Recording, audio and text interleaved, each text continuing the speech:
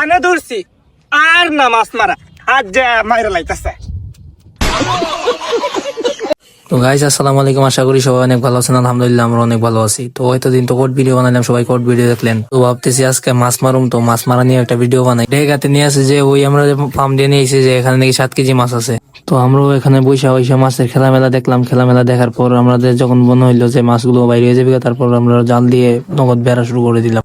তারপর আমরা যে যার জায়গা দিয়ে জাল ঠিক করতেছি। জাল ঠিক করার শেষ হয়ে গেলে আমাদের মাছ ধরা শুরু হয়ে যাবে।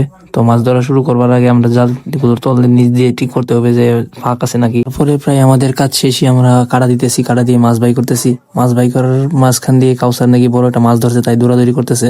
বড় মাছ ধরার কথা শুনে সাকিব অনেক খুশি। সাকিবে যে করে ভাবতেছে যে এই মাছটা আমার বন্ডকে ফেলাইতে হইব। অনেকক্ষণ ধরে মাছ ধরতেছি, কি মাছ ধরছি নিজেও বলতে পারি না। আর এদিকে মনে একটা কুড়ি মাছ ধরে অনেক খুশি, ওই আমরা ফাঁকি দিতেছে। তো ওই মনে এদিক দিয়ে ভাগতেছে, ও জানে যে মাছ পাইছি না দেখে ওই ওর কপালে অনেক শুনি আছে। তো ভাই হের কথা শুই না একটা মাছও ধরতে পারলাম না, অযথা 2 ঘন্টা নষ্ট করলাম। ওই আমরা 7 কেজি তেলাপিয়ার কথা বলে আনছিল, এখন একটা মাছও ধরতে পারলাম না। ওরে ভাই দূরে ধরতালে ভাই বান্ধব আমাদের 7 কেজি তেলাপিয়ার কথা কই আইন না, একটা মাছও ধরা দিতে পারলো না। ভাই 2 ঘন্টা মেহনত করেছে মাছ মারুম বলে। মাছ কই ভাই? কি মাছটি মাছ কই? দেখেন দেখেন ভাই দেখুন মাছ 2 ঘন্টা মেহনত দিলে মাছ 2 ঘন্টা মেহনত করেছে কি ভাই 7 কেজি তেলাপিয়া।